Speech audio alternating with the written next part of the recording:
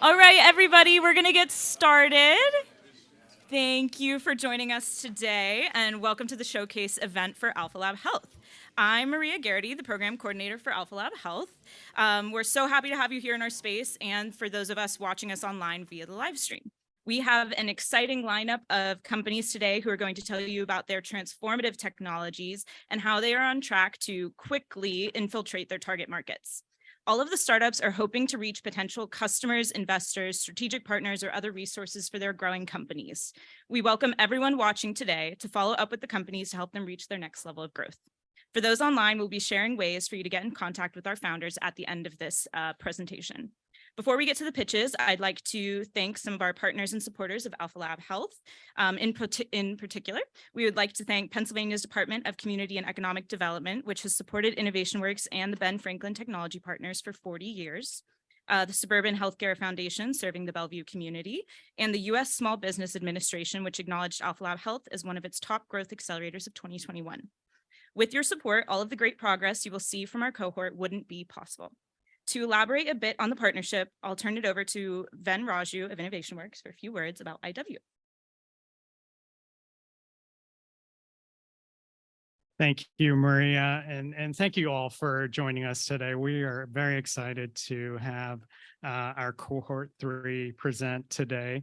As all of you know, InnovationWorks is part of the Ben Franklin Technology Partner Network.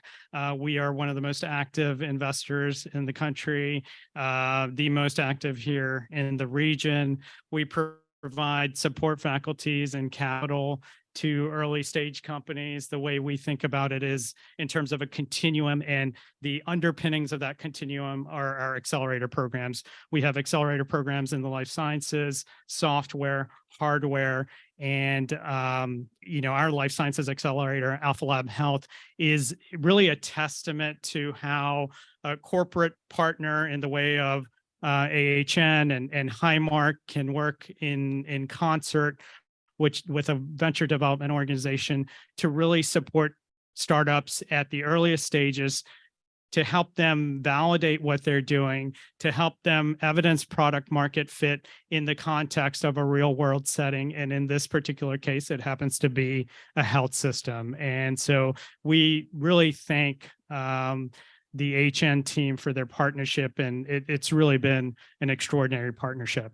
Apart from our accelerator programs, we also have a seed fund, which invests in companies that are further along the business and development life cycle. Per annum, we do about anywhere from 50 to 70 investments through our seed fund. And further along the business and development life cycle, we have our growth fund, which is Riverfront Ventures, which deploys capital to companies that have evidence product market fit and are looking to scale in that capacity. But if I may echo, our accelerator programs are really the underpinning. And within the life sciences segment, AlphaLab Health is really a model, not only for the region, but I would say nationally, in terms of taking a corporate partner, combining it with an organization that has experience in managing and operating accelerator programs, and weaving that into programmatically as well as substantively that supports these companies in a material way. But none of this work would be possible if not for the efforts and the hard work and the dedication of the entrepreneurs. So first and foremost, we thank the entrepreneurs for all their efforts, and none of this would be possible without them. So thank you and welcome. All right, thank you, Ven, for your great overview of InnovationWorks. AlphaLab Health is a collaboration between InnovationWorks and Allegheny Health Network, as Ben said. So we are thrilled to have such a dynamic partner in this venture. And to tell you a little bit about Allegheny Health Network, here's Dr. Jeff Cohen, Chief Physician Executive of Community Development and Innovation, long title, at Allegheny Health Network.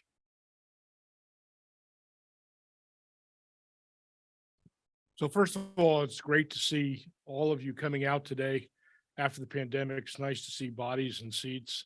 And for the people online, we'd like you to come next year to this.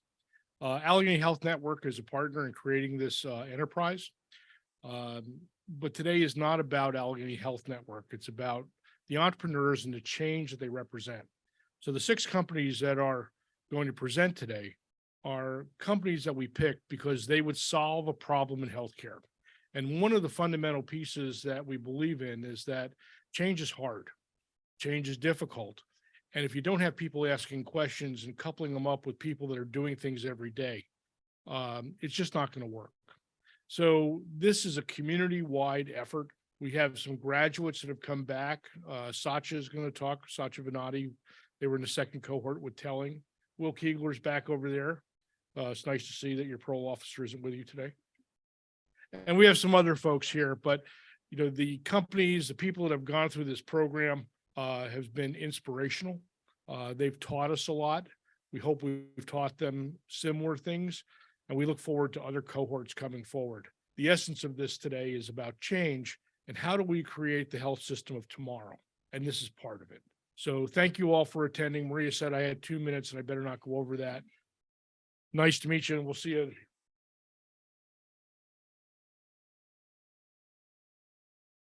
Thank you, Dr. Cohen. We're running a tight ship here, people. I'd next like to introduce Megan Shaw, Managing Director of Life Sciences at InnovationWorks, to talk a little bit more about ALH. Thank you, Maria. So first of all, there are seats up here for you all in the back if you want. There's a couple more, so please come up. I've been here 2.5 years and I've never gotten Jeff to stay on time. So Maria, you are exceeding all expectations. I'm Megan Shaw, the Managing Director of Life Sciences at InnovationWorks, and it's so great to see you all here today. Thank you for coming. As Dr. Cohen noted, AlphaLab Health brings together the strengths of both InnovationWorks and Allegheny Health Network so that startups can gain from the advantages that both sides bring to the table. At AlphaLab Health, we invest in and mentor each company while providing custom programming designed for early-stage healthcare companies. Through the program, we also provide access to clinical decision makers, investors, and strategic and economic perspectives from both the payer and provider side. This is my final cohort with AlphaLab Health, and I couldn't have asked for a better group of entrepreneurs to work with. Today, you'll see a whole set of clinician entrepreneurs who've taken the leap to build solutions to the problems they and their patients face. These teams have taken full advantage of the AlphaLab Health opportunity. They've been here in person, day in and day out, collaborating, learning, engaging. They've met with over 75 clinicians and administrators on the AHN side, engaged deeply with the programming, leveraged our connections and their peers, and charted a clear trajectory to pursue rapid growth. We're excited to see these teams bringing their talents beyond the bedside to help revolutionize healthcare. Today, we invite you to help these companies reach their goals by engaging as potential customers, investors, or resources. And on a personal note, I would like to extend a sincere thank you to the AlphaLab Health team, the IW team, our partners at AHN who've been amazing to work with, and the entrepreneurs here today for making this program a reality and for being such great colleagues. Thank you all.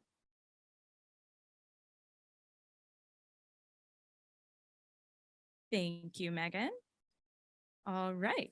So it's now time to get to the stars of our show, the founders that have made this such a great cohort. Our first presenter is Jay Reddy of Advanced Optronics. Here you go. Thank you. Hi, everyone. My name's Jay Reddy from Advanced Optronics, and we're developing a surgical guidance system to help achieve more accurate placement and better outcomes with implantable medical devices, starting with cochlear implants to address the problem of hearing loss. So to show you what that's like, on the next slide, we're going to have a hearing loss simulation. So if you could all pay attention and listen to the narrator as he steps through 3 different stages of hearing loss. Mild hearing loss, you probably wouldn't notice much in the quiet. With moderate hearing loss, you're going to struggle even more.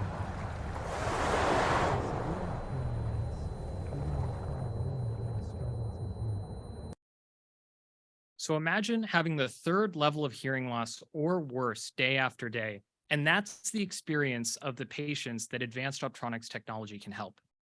But we're not just a medical innovation, we're also an investment opportunity. So I'm going to start with 3 major highlights of the business. So first, we have a transformational product with the potential to expand the existing cochlear implant market to more than $10 billion. We've also built a capital-efficient roadmap and fundraising plan built around concrete value-creating milestones to get to market. And we have significant customer engagement, including existing relationships with over 80% of the cochlear implant market. So today we're talking about cochlear implants. These are implantable medical devices inside the inner ear that directly stimulate the auditory nerve to provide new electronic hearing. So once your hearing loss progresses beyond the point where hearing aids are effective, cochlear implants can bypass the natural hearing structures to restore hearing. So this application actually found us when two engineers from one of the largest cochlear implant manufacturers in the world approached me at a conference after my presentation on some sensor technology I was working on at CMU. And since that point, we've interviewed over 100 different stakeholders in the field, including patients, surgeons, audiologists, and implant manufacturers. And what's kept us on track for this application as the first use of our technology is the enthusiastic response we've gotten to our solution and the problem that we're solving. So today, there are over 1 million cochlear implants worldwide being used by patients, which actually makes them the most successful neural prosthetic device in history. But they have so much bigger potential, with more than 60 million patients in developed countries who are eligible and covered by insurance. So who are these patients?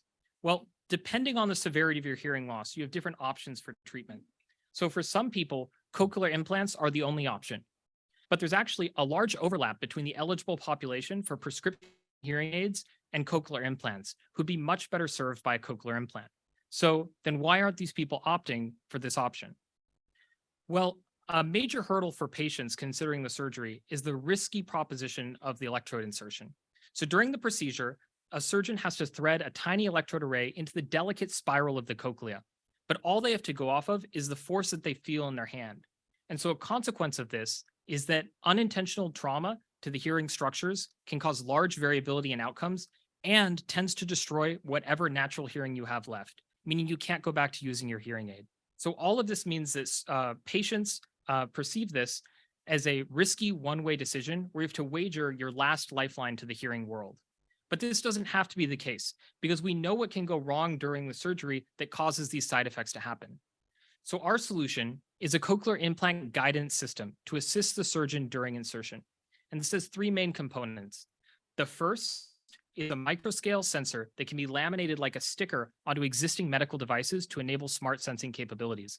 The second is our machine learning model to interpret the sensor data and predict complications. And the third piece is a real-time display system to present that information to the surgeon in real time so they can adjust their insertion technique. So our business model is that we build and sell the sensors to the existing global cochlear implant manufacturers. This way, we can leverage their existing relationships with hospital networks and surgeons to efficiently integrate with the current cochlear implant ecosystem. This keeps our overhead low and means easier adoption for the hospital. And with this pricing model and the global likely patient population, this constitutes a $4.8 billion TAM for our sensors. But with today's adoption rates, this is a serviceable market of $300 million per year. And as advanced Optronics makes the surgery safer and boosts adoption, we'll be realizing our full market opportunity, as well as creating value for our customers, the cochlear implant manufacturers. And as a precedent for this sort of expansion based on safety, you can consider what happened with LASIK, which saw more than 5 times increase in adoption compared to the prior less effective standard of radial keratotomy. And the implant manufacturers, our customers, recognize our technology's potential for market disruption and growth. And so we already have significant traction with them, including signed written statements of support from manufacturers representing over 80% of the market, and significant in-kind contributions in the forms of test equipment and devices, as well as projects underway with 2 of the manufacturers to show feasibility of integrating our sensors with their electrodes. And at this point, our conversations with the manufacturers are directly with the CEOs and the CTOs, and actually one of the manufacturers is planning a trip in the next month or so to Pittsburgh for their engineering team to see our facilities in person as we plan to pursue deeper collaboration. So of all the existing solutions on the market, we're the only ones that don't add additional cost and overhead to the hospital.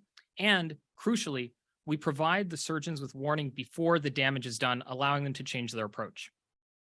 And we have the right team to build it, including PhD engineers with a track record in the field and an audiologist with more than 5 years experience working with cochlear implants before she pursued her MBA and then joined our team.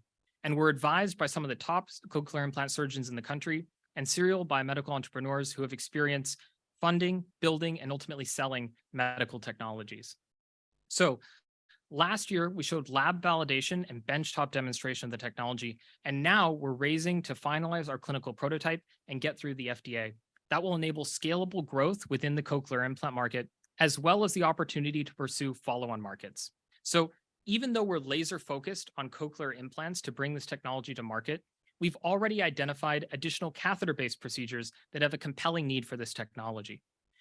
So right now we're raising $1.25 million for the next year. And with that money, we're going to finalize our clinical prototype, engage with the FDA, perform trials with surgeons, and crucially get to the point of a paid pilot with our manufacturer customers. So thank you.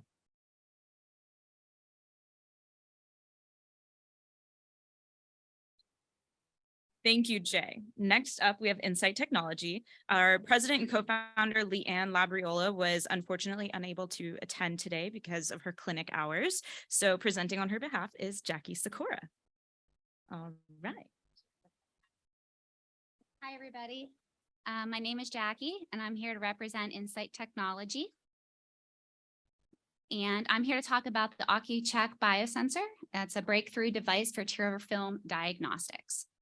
So the first thing that we want to ask ourselves is, what can we learn from a teardrop? And currently tears are being used to diagnose dry eye, but we have learned that the teardrop can provide a new and exciting source to diagnose systemic disease. Testing tear film is non-invasive and produces immediate results and has the potential to identify hard to diagnose diseases such as Alzheimer's, Parkinson's, and cancer, with recent publications showing that biomarkers for these conditions are present in tears. So there are some current challenges with the using of tears to diagnose disease. And one of them is that it is the low volume at the time of collection. The majority of tear film devices today are limited in their ability because they use lateral flow sensors, and these sensors are not designed for low volume measurements. So therefore, the current devices lack specificity, quantification, and accuracy. These devices are only being used to test dry eye. And due to these limitations, these devices are not captured the full dry eye market and therefore cannot expand into other areas. So the solution is the OcuCheck biosensor. We are fundamentally different in that other technology available, in that we are the first electrochemical sensor validated to produce a quantitative measurement of biomarkers found in tear film. We are far superior in that we provide a platform technology to test multiple biomarkers with a low cost of entry. We have several publications to support that biomarkers are present in tear film. MMP9 that you see here is a biomarker used to detect dry eye, and osmolarity is the concentration of a patient's tears. So I will be referencing both of those terms in this presentation. So our focus is the unmet need of diagnosing dry eye. So when dry eye is underdiagnosed, it can cause many problems in a patient's activities of daily living. And examples include like reading, driving, and watching television.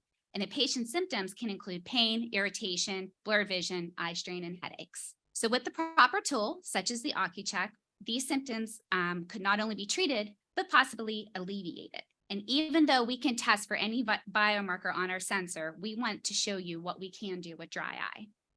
So right now, the global dry eye market, it's just large, very established. We know that 1.4 billion people have been diagnosed with dry eye. And 40 to 50% of the current users, so these are doctors who are diagnosing the dry eye, are looking for a device to provide a quantitative measurement. In addition, 730 million people have symptoms of dry eye, and in most cases are suffering from redness and irritation due to being underdiagnosed. And these patients could benefit from our device because it is sensitive enough to diagnose them.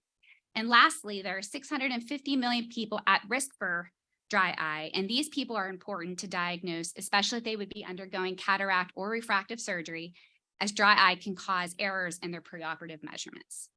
So of course, we have competitors on the market. The first one here is called the Inflamadry, and the Inflamadry is used today, and it can test MMP9, but by using a lateral flow sensor. And this is similar to like a COVID test, like a positive, negative result. Of course, the OcuCheck can measure MMP9, but it does it by providing a numeric readout in a quantitative, by a quantitative measurement by providing a numeric readout. So this is important as the concentration of MMP9 can indicate inflammation and can change the treatment plan of the physician. So for example, depending on this read, you would know whether or not to start a steroid, an auto immunosuppressant, or an artificial tear. So there is another competitor out there. This is Trucara. Trucara can only test osmolarity, cannot test MMP9. But what this is showing in summary, what this is showing that our one test does what the two commercially available devices can do. So even with the limitations that I listed above, with the other competitors out there, both the Inflammadry and the Trucara are being sold and being used by physicians today. So this is why the OcuCheck is superior to the competition. Our device was made intentionally to compete against these other devices and has proven effective in all the areas where the competition has failed. So our key advantages are that we offer improved precision and clinical correlation with a quantitative MMP9 test with higher sensitivity. We can combine osmolarity and MMP9 in one device. We have a proven reimbursement and targeted business model, which I'll just speak of briefly next. And we have platform technology with the ability to add future biomarkers that can increase revenue in new markets. Okay, so here's our revenue model, business model. We can receive reimbursement with a CPT code for osmolarity at $22 a test. And reimbursement for osmolarity is key, as this is an established code and other reimbursement codes aren't as reliable. And our revenue model is based on the razor blade. So what this is that the base reader would cost about $23.50, and that is comparable to other ophthalmic devices, and the cost of our sensor is $12. So with this model, doctors' offices would generate revenue with a profit about $10 a test. And so if a doctor is seeing or averaging 30 to 60 patients a day, they could equal a profit of anywhere between $600 to $900 a week. Our current users are ophthalmologists and optometrists, and we estimate a penetration, 10% penetration based on the users of the competitor Inflammadry.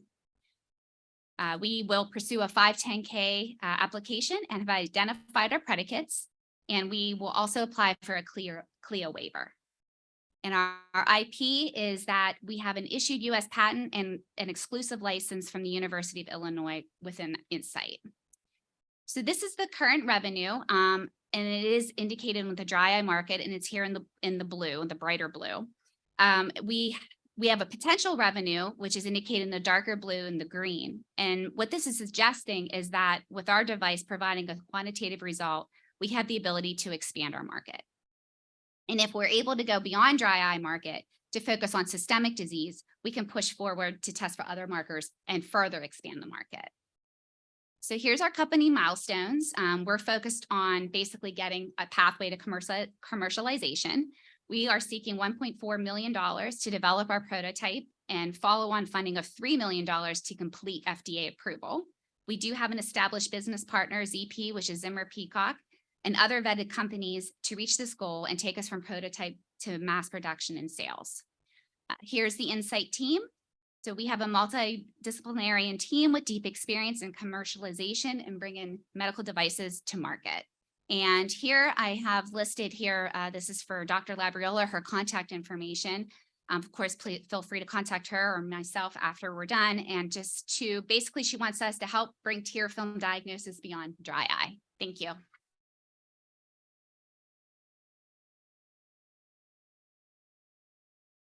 All right. Thank you, Jackie. Up next, next we will be hearing from an AlphaLab Health alum of our first cohort. To introduce them, I'm going to turn it over to Cheetam Banam, who is our Associate Portfolio Executive for Life Sciences at InnovationWorks, and she's going to introduce our next presenter. Oops.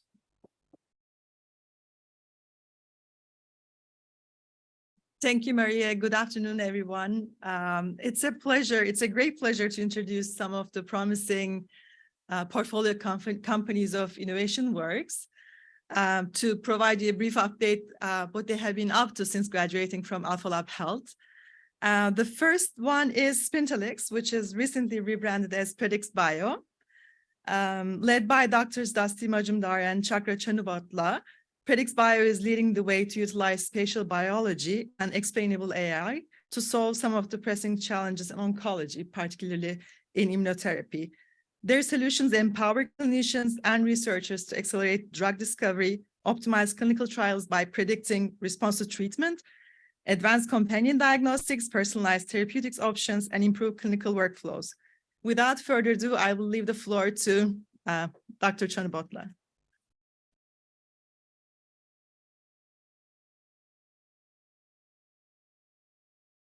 Maria said she'll cut me off if it's more than 3 minutes. I'll keep it fast. Awesome. So what we do at PredictBio is shape the future of spatially intelligent biology to bend the survival curve for immunotherapy cancer patients. And this is a big deal. And I'll come to that in just a second. As Chidem said, we did this because the name change was to reflect, it reflects our mission, I think, in a much better way, because really it's about disease progression, how people respond to therapy, how resistance mechanisms come about. And that's what we can do, just understanding the spatial nature of the tissue.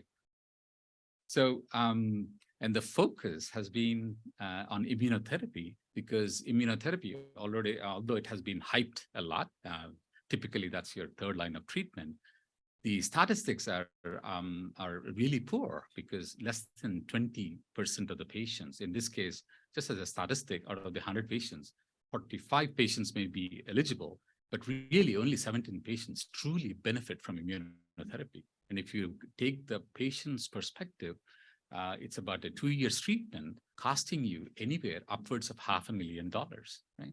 So from a patient perspective, there's no test out there that tells them before they get into therapy whether they'll respond or not. Larry is telling me something. Oh, close. Sorry. So then it became obvious that if you have to talk to pharma, in this case, just approaching pharma made a lot more sense, is that if you can somehow identify the subpopulations of patients who would respond to therapy before you actually give them therapy with lots of confidence. So you're not only helping optimize the clinical trials, but you're also helping the patients in the process, and improve how you think how the biopharma would think about biomarker discovery, target identification, and the design of the clinical trials. So there's a whole things that, whole pipeline of things that you could approach in here. Just and where we are in a very quick way is we have built a very powerful explainable AI platform. We are uniquely positioned in the discovery, across this discovery to the clinical trials in immunotherapy. We're working in a market that's it's rapidly growing. It's $15 billion or so. We have a very good early customer pipeline. The team is outstanding, mostly from here, from Pitt and CMU. And then we are in a Series A mode now, raising about $2 million. Lots of publications that really puts us apart from much of the competition, and lots of great partners in the ecosystem. Just to brief traction, so we have Genmab and Castle Biosciences, who are our repeat customers, and we expect more to be coming in. This is just a quick snapshot of what we can do. You can ingest any of the spatial omics data, bright field pathology, or it could be spatial proteomics, spatial transcriptomics. If you go to any cancer research meeting, particularly immunotherapy meeting, these are all the platforms that people are talking about in the last 3 years. I'm not going to take you through the video, but we do all the magic in the platform. But one of the nice products that we give out is this explainable AI guide, really telling the practitioner, whether it's an oncologist or the clinician or even the patient down the line, why is it that the system is making those recommendations? And this is really essential to build the trust and the confidence. So with that, I'm just going to very quickly take you through the use cases. As I said, we have built a great many use cases now. This is on diffuse large B-cell lymphoma in our power in predicting responders versus non-responders. A great team, as I said. She was here 2 weeks ago, and some of the other players. Lots of talent, even in the advisory board. We brought Stanley Marks, the doctor at UPMC, as the board member recently, kicking off Series A with $2 million. And then finally, this is why you should be interested in us, which is that we have a solid value proposition, leading in science, a solid moat, very useful there, generating revenue already, and then we're ready to accelerate. Thank you. Thank you, Chakra. And I must say those were beautiful slides. All right, so up next we have Charles Jonassaint from Expressive Painimation.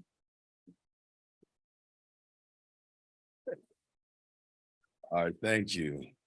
Maria is smiling, but she really is scary though. Yeah, she was standing there intimidating people. All right. So I'm Charles Jonassaint. I'm here with my co-founder, Sean Jackson, and Chief Technology Officer for Painimation.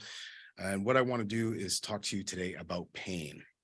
Pain is a $635 billion a year problem. 80% of our medical visits or more are because of pain. And pain communication is a major barrier and may be even one of the reasons why we have the opioid crisis. This is our current standard of care for pain, how we assess pain with this unidimensional 0 to 10 scale. For kids, we use the faces, but we have not actually changed this standard scale in over 50 years. We do have more complex scales, these multidimensional measures that are able to get at different aspects of pain. But still, if you're looking at the phrases and the adjectives, it's too complex, it's too restrictive, it's lengthy, it takes a long time, there's no clinical application. And of course, you can't use this across different age groups, cultures, or languages. And so our question for you is, the way that we're measuring pain right now, is it good enough? And regardless of what your answer is, we know that pictures are a much better way to describe pain. Patients like to describe their pain using analogies and words that come in stories, not adjectives. And so we leveraged this and created pain animations. So your patient can describe their pain down their leg like this. And using a human-centered design approach, we were able to develop 8 different animations, all capturing the most common descriptors that patients use for their pain. We combine this with a paintable body image that gives you the percent of your body area covered in pain. And these this communication tool, it doesn't rely on numeric scales. It doesn't rely on words and adjectives. So it cuts across age, cuts across culture. It can be used in different countries and with different languages. And the best part about this is that Painimation can predict different pain types. In particular, neuropathic pain, for instance. It's important for us to understand neuropathic pain, or pain that has a nerve component, because we know that neuropathic pain does not respond to opioids alone. One of our collaborators, Ben Alter, he was able to look at 10,000 body images to see how patients painted their body in pain. And he actually correlated and found that just as body image alone, you can see this tight correlation between the amount of body area covered in pain and pain severity and neuropathic pain. And so just with this body image, we get a lot of information, but we also have the Painimations. So on the right, this is Pain Detect. This is a Pfizer scale that is supposed to assess the level of neuropathic pain component a patient might have. We can ask the patient to fill out this questionnaire, or we can just ask them, does your pain look like this image on the left? By just asking this image on the left, we get better results in detecting neuropathic pain than giving them this 13-item scale. And that's just the animation alone. We haven't even explored combining the body image and the animations to determine neuropathic pain. So given the current data that we have, there are several potential clinical applications, but this is just the start. So for instance, we're able to differentiate between different types of abdominal pain. So is your patient having chronic pancreatitis or experiencing chronic pancreatitis or something else? In addition, looking at patients with sickle cell disease with chronic pain. We can differentiate whether that patient is having an acute pain episode that requires them to go to the emergency department, or something that they can just manage at home. And then, of course, neuroplastic component of pain, whether your patient is experiencing pain that is primarily psychological or emotional in nature. Just by looking at their pain animation selected, we've seen correlations between their depression level, anxiety, pain catastrophizing, and even pain interference or pain disability. And so all these with just looking at direct relationships between their animations selected and what these pain outcomes are. But that's just the first part of this. And the next step for us is really to look at whether Painimation can predict pain outcomes or treatment outcomes. So of course, one very large market that we have been exploring is lower back pain. We're spending over $20 billion a year just doing spinal fusions.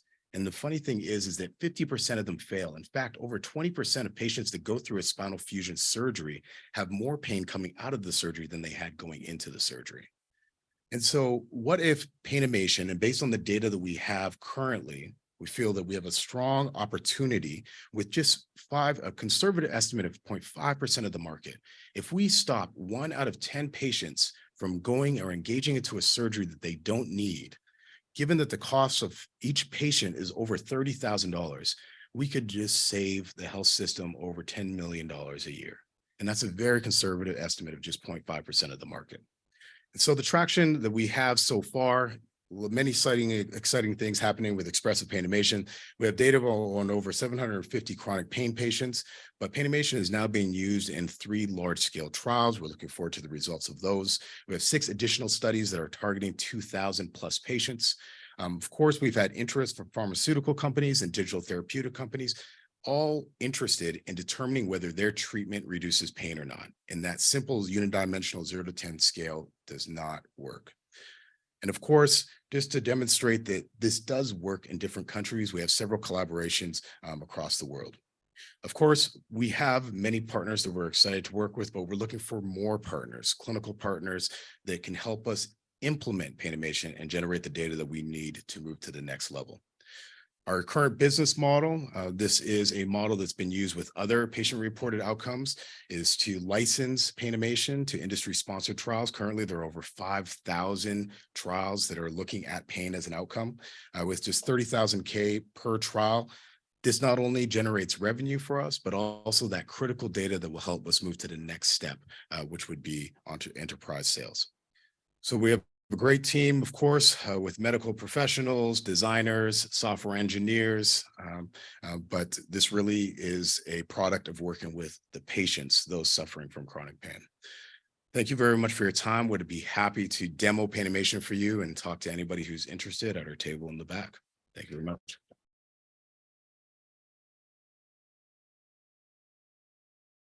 Great, thank you, Charles. Next, I will welcome up Ross Beresford from Respair.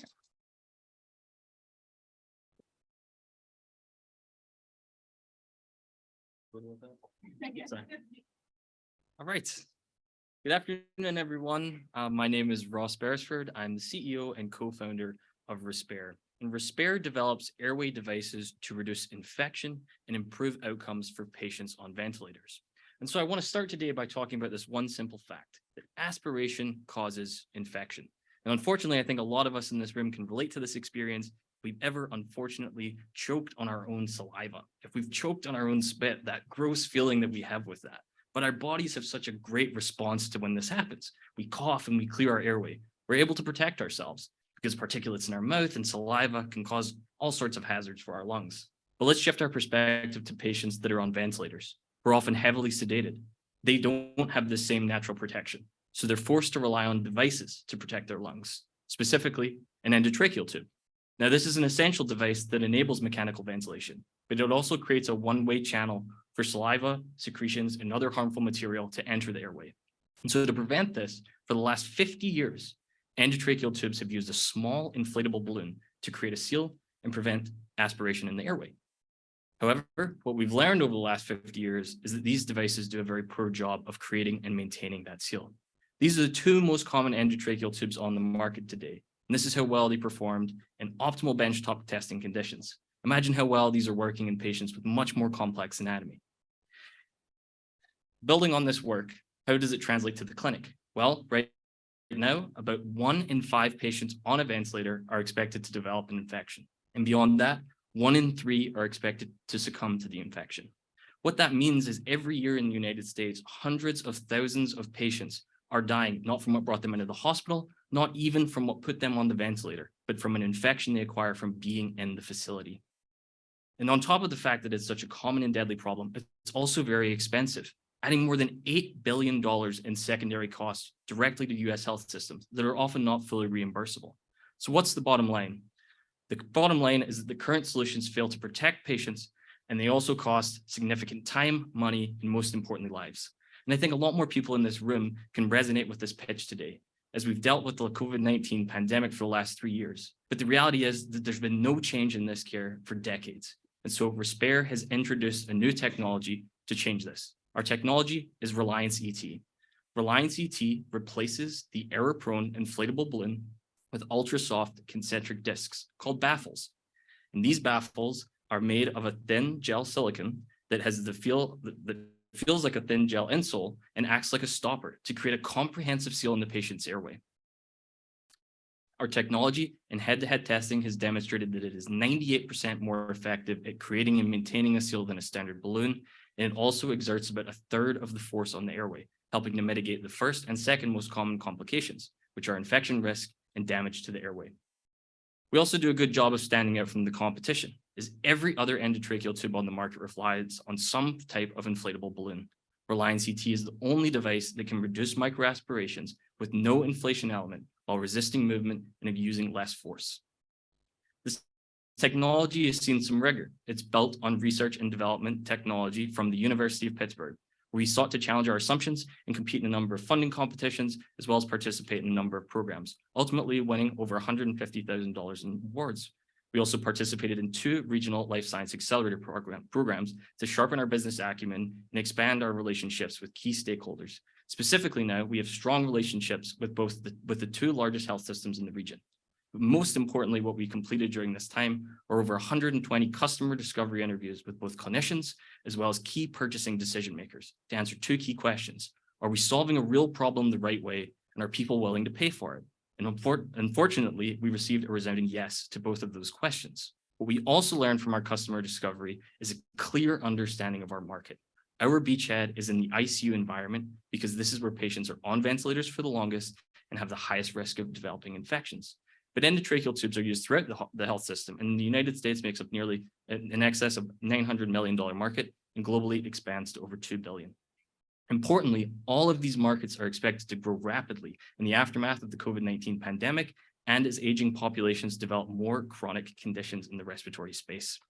But in order to get to this ICU market, it's important that we do the 2 most important things for any medical device, that we really meet the stakeholders' needs and that we're safe and effective.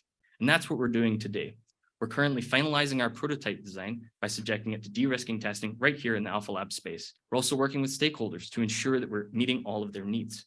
As we progress toward a design freeze, we will then be able to work with a contract manufacturer to create a final device and subject it to all of the testing necessary for a regulatory application. This will happen over the next 2 years and take about $2.5 million in funding.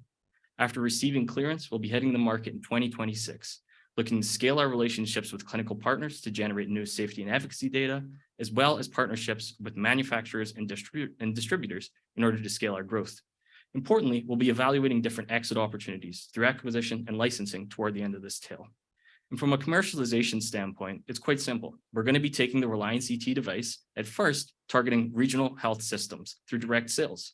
But the purpose of this is to generate early commercial viability and interest, and secondarily, to get more evidence about its safety and its efficacy, so that we can pivot to a separate model where the baffle sealing mechanism can stand apart as a unique component that can be easily integrated with existing airway products and devices through some of the biggest players already established on the market. But in order for us to be attractive to them, we also have to have strong intellectual property and a clear regulatory pathway, both of which I'm happy to say we have. We have 2 patents that help to support and protect the configuration, design, and manufacturability of the technology, as well as its adaptability to other products and devices.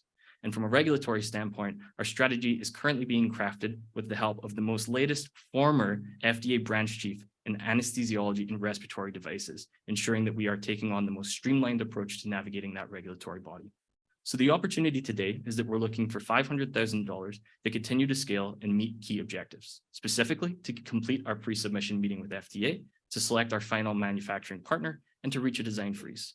but we're also looking to scale our team so that we have the proper foundation to transition into the next phase of testing that brings us to the market.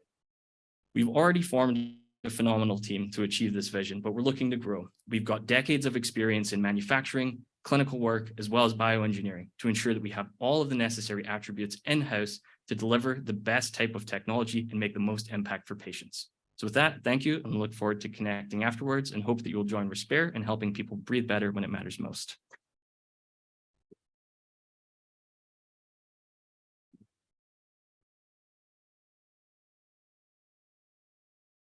Thank you so much, Ross. We will continue with actually pulmonary care.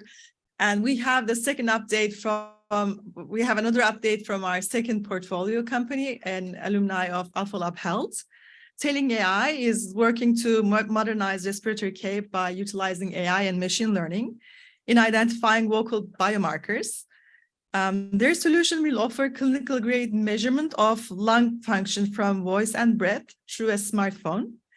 And you can imagine the impact of this technology, both in the developed, but also in the developing world.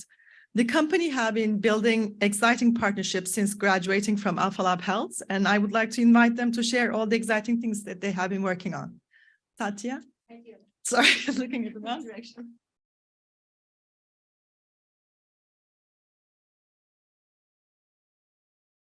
I don't have a speaker notes. Okay, never mind. Oh, thank you. So play the Oscar music when you go best. So hi, everyone. My name is Satya Veneti. I'm CTO and co-founder of Telling AI, and we were a part of AlphaLab Health's cohort number 2, and we graduated last year. So we are a digital health company, and we use AI voice analysis to perform respiratory, both diagnosis and monitoring. So by recording just 1 minute of your voice and breath on our smartphone app, no external hardware needed, we give you a detailed lung performance report in seconds.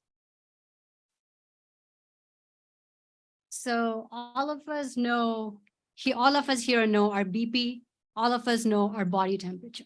Now with Telling AI, we will all know our lung function, the 6th vital sign. So just like in-home glucose monitoring completely transformed diabetes care, we will disrupt respiratory care. So for the first time ever, patients and providers will now have access to gold standard lung function metrics outside of the clinic.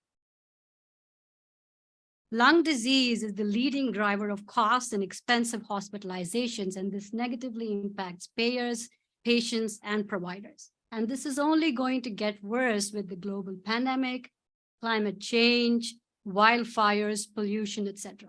So it's becoming imperative for all of us to know how our lungs are doing, and we don't need to be going to the clinic to know this. So right now, the gold standard for actually, both looking at our lungs and diagnosing and monitoring respiratory diseases is this really complicated thing called spirometry. It's a long and arduous test. It requires a trained respiratory therapist, and it's the gold standard that has been locked in for 100 years. With our solution now, with just an app and 1 minute of your voice and breath, we can do what spirometry has been doing. So we have 2 modes of application. One is a cross-sectional one-time. It just gives you your lung function metrics, and this can be used for screening and diagnosis. The other one is longitudinal over time, where we can monitor people and look for exacerbations and hopefully prevent hospitalizations by intervening in time. So our team is Raj Dhaka. He's our CEO. He's a very experienced entrepreneur. He's had successful exits. He's not here today. He's in Los Angeles, unfortunately, but he has extensive experience in, actually company building. And I'm the CTO, and I lead our engineering team. We like to say we're a lean and elite team of engineers. They're all graduates from the CMU School of Computer Science. And if I say so myself, I think they're the brightest team in the world, especially for AI and audio engineering. We're also very, very fortunate to have 2 extremely, and one of them is right here, 2 extremely smart individuals who are actually helping us greatly. And these are champions of our company. Dr. Jeff Cohen needs no introduction, and Dr. Anil Singh is the PI for all our projects. And they have taught us to think about this both in terms of how the clinician and the payer thinks about this. So we made a lot of progress since we graduated. We actually are in advanced conversation with a global pharma company to work on a three-pronged development deal where they will fund us for a clinical validation study and regulatory strategy development. We are also embarking on a pilot with a Medicare and Medicaid health plan to help monitor their at-risk COPD population by providing early exacerbation alerts. We're very happy that we received our NSF SBIR Phase 2 award, 1 million plus in non-dilutive funding. We also received investment from the R.K. Mellon Social Impact Investment Fund. Since we graduated, we have actually filed two full patents. We have started working with a regulatory firm on our FDA Class 2 approval process. Thank you. I think I stayed within the time.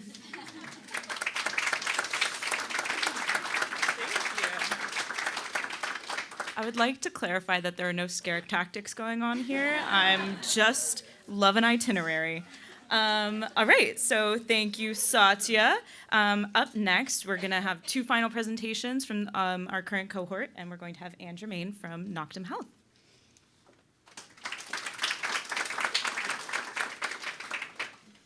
Hi, everyone. I'm Dr. Anne Germain, founder and CEO of Noctem Health. We're raising $2.5 million to assert Noctem's dominance in digital behavioral sleep medicine. And just to clarify, digital behavioral sleep medicine is augmenting providers' capacity and ability to offer evidence-based sleep treatment to their patients. It's more than just an app that we push to patients. At Noctem, our mission is really to make the cure for insomnia accessible for all healthcare providers so that they can serve their patients with insomnia. And in doing so, we're establishing the new standard of care in digital behavioral sleep medicine. I think I got the funny one. Kill the battery. Oh, no. Oh, yeah, it's not clicking anymore. Next slide, please. All right, there you go. Okay, thank you. So does it work, or I need to ask for the next slide? Okay, we'll try. Okay, thank you. So there's a global insomnia crisis. Worldwide, about 1.5 billion adults suffer from insomnia. It's 70 million in the US. Insomnia is winning. We lose between 1% and 3% of countries' GDP because of poor sleep and insomnia on a regular basis, on an annual basis. In the US only, we all lose over $400 billion every year. And that's because of poor sleep, insomnia, and the daytime consequences that are associated with poor sleep. Ross mentioned earlier everybody having the experience of choking on your own saliva. Well, we've all had the bad experience or the experience of poor sleep and the daytime consequences. So imagine if it's on a nightly basis. It works. There is a cure for insomnia, and the best and safest treatment is through behavioral modification without medications. It's called CBTI, or cognitive behavioral therapy for insomnia. I happen to be one of the world's experts in CBTI. But the problem is there's only one of me for every 2.8 million patients in the world. And because patients can't get access to the best treatment, they end up spending over $13 billion every year on ineffective sleep gadget and gizmos and app. So if there's such a need and a demand, why is it that our healthcare providers aren't able to offer the best treatment to their patients? Well, the reason for that is that traditional CBTI is not scalable. It's actually just as painful to deliver the treatment as it is for you to try to read this slide right now, so please don't. But believe me when I tell you that CBTI relies on archaic manual data collection and analysis method that will take a provider an hour a week for 8 weeks for each patient. They don't have time to do that in a busy clinical settings, and they certainly have too many patients to be able to do it. So what we need is a solution that overcomes the traditional setbacks and really allow clinicians to scale their productivity, their capacity to offer the best treatment to their patients. And we have built this solution. It's called COAST, and this is COAST here as it's currently used in different clinics. COAST is a clinical decision support platform that is based on years of research, and it's designed to upskill non-specialists so that any and all healthcare providers can treat their patient with insomnia, and it overcomes the setbacks of traditional CBTI. It's also designed to really maximize patient engagement and clinical outcomes. So the way it works is that the clinician portal and the algorithms behind it will take the clinician step by step through treatment tailored for each patient in just 5 to 10 minutes per week over 4 weeks. And the patient can provide their daily data, and they receive their clinician-approved weekly recommendation directly through the app. We have shown that COAST works, that we can increase productivity for clinician by a factor of 11x, and that patients who are treated with COAST show the same magnitude, if not better, improvements than people who are treated with traditional CBTI or the more common, less efficient, less efficacious, and less safe hypnotics or sleep medication. There are 4 segments, market segments, where COAST can really address the pain points created by insomnia, both in healthcare and in the workplace. We focused our initial go-to-market efforts in specialty clinics because that's where about 30% of their patients suffer from insomnia, and where healthcare workers are looking for a scalable insomnia treatment solution. We've had a number of early wins in our go-to-market strategy. We have tested and confirmed our assumptions when it comes to product market fit and value proposition. We have deployed in 19 clinics and about a dozen military treatment facilities. We have mapped and we continue to refine our customer success journey, and we have tested and established a pricing model that scales with the number of clinicians and the number of patients or patient volume in the clinic. We're now expanding to enterprise level customer. We have 7 in the progress, and you have some quotes there, but really one of my favorite one was just last week, somebody who was trying to convince their administration or convincing their administration that this was going to be a game changer for sleep care in their healthcare system. This is my team and I. We've shown that we can execute and deliver. We have a very deep understanding of the CBTI scalability issue, but also how to overcome and what clinicians need and want, most importantly, to be able to address the problem.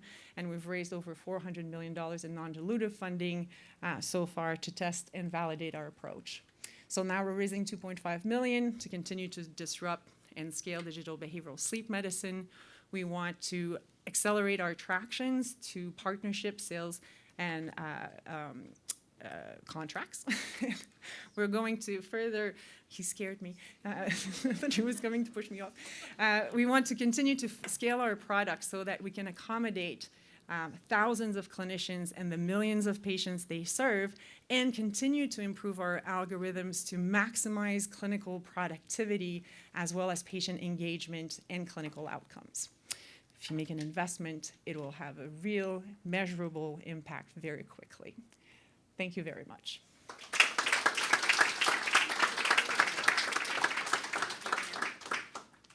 All right, and last but certainly not least, I'm going to invite Ahmed and Ria from Handl Health to come and talk a little bit more about their company. They just got back on a red eye from LA, so they're a little tired. Thank you. Hello, everybody. My name is Ahmed Marmoush. I'm the co-founder and CEO of Handl Health. And with me today, I have my colleague, Ria Shah, who's the co-founder and chief operating officer. In 2019, I lost my dad due to lung cancer and my family's inability to pay for the care he needed. Now, we're not unique. In America, tens of millions of people can't afford the critical care they need due to cost. And that's because the US is one of the few nations, developed nations in the world whereby your ability to pay for care determines whether or not you can access services. And the consequences are clear.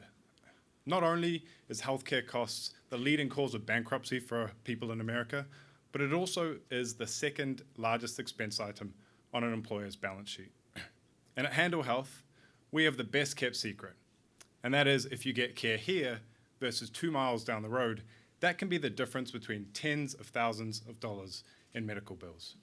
You might be asking why. So let's jump into the problem. Just after you see the beautiful cover slide there. So today, healthcare service prices are set typically in private negotiations between health plans, or otherwise known as insurance carriers, and providers. And that information is typically not shared with a consumer before they're making decisions around where to get healthcare. The consequence of that is that employees in particular are unknowingly selecting high-cost care based on the information they have at hand.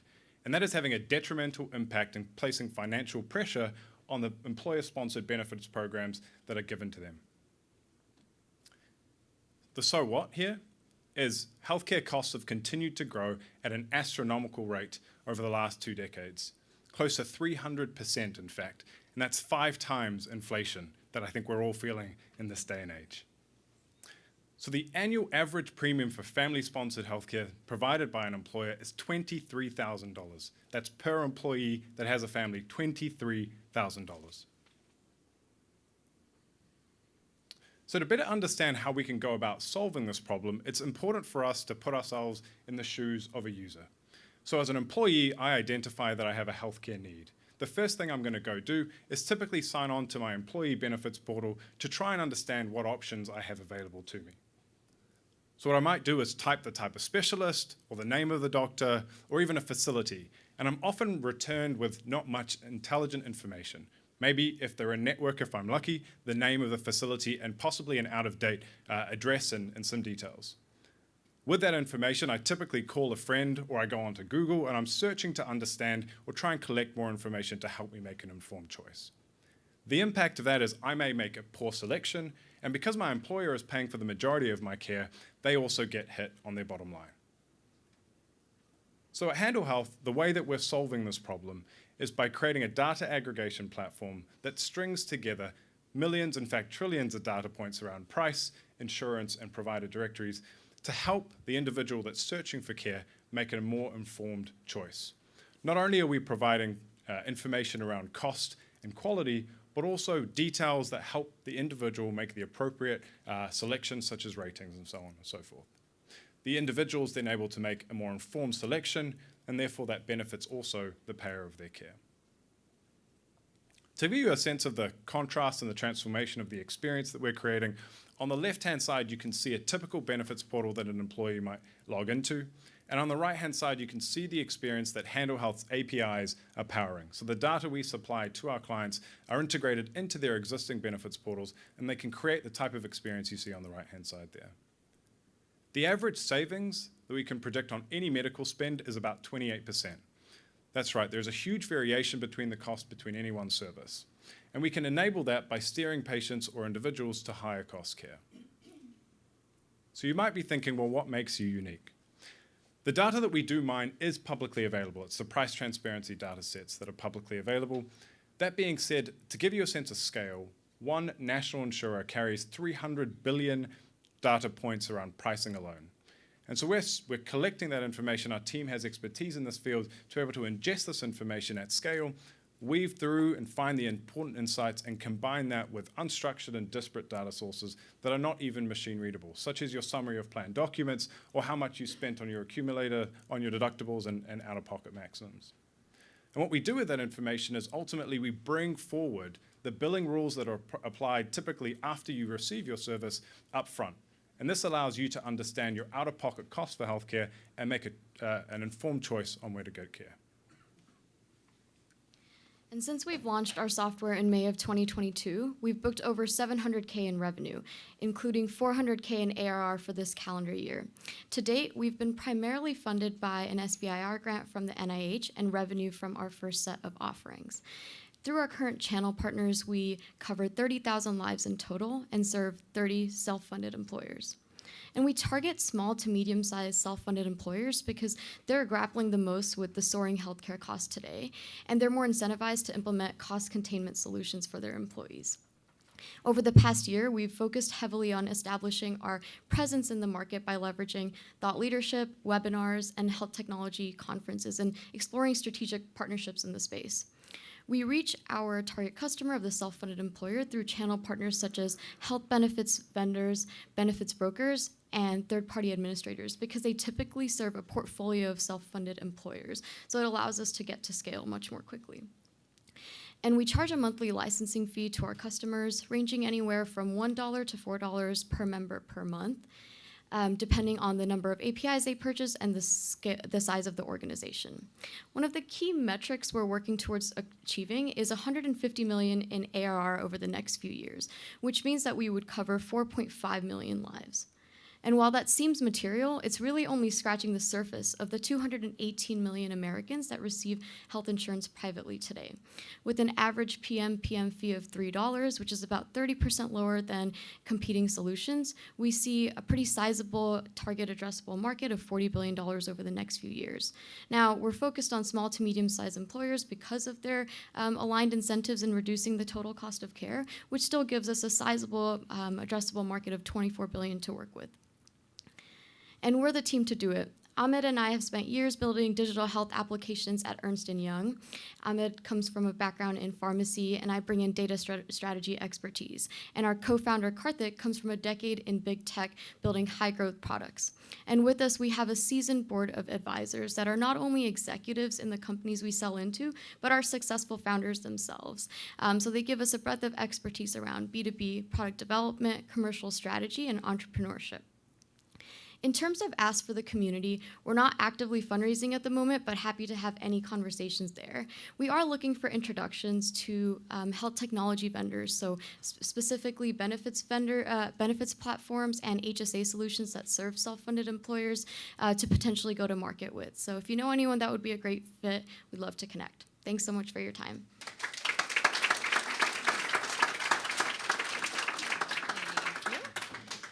All right, thank you. That was our final presentation, so I have just a few closing remarks. I want to take a moment again to thank all of our entrepreneurs who've shared their experience and vision with us. These presentations from both our current and past cohorts really highlight how talented and visionary the entrepreneurs of the region are. For those of you joining us for the networking, the company founders, as they've mentioned, can be found in the tabling spaces around their offices. This is an opportunity to follow up with the companies, ask more questions, and provide your expertise.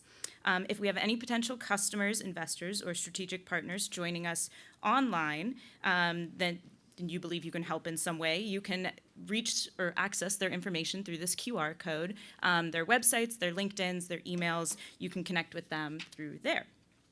Before we adjourn to the networking portion, I want to mention that applications for the next cohort of AlphaLab Health will be opening in June. So if you sign up for our mailing list on our ALH website, which you can also find through this QR code, you will be notified when they open. So thank you so much for everyone for being here. You're an important part of Pittsburgh's efforts to make the region an unstoppable powerhouse of activity in the life sciences. We appreciate the time you've spent with us, and we hope you all enjoy the rest of your day.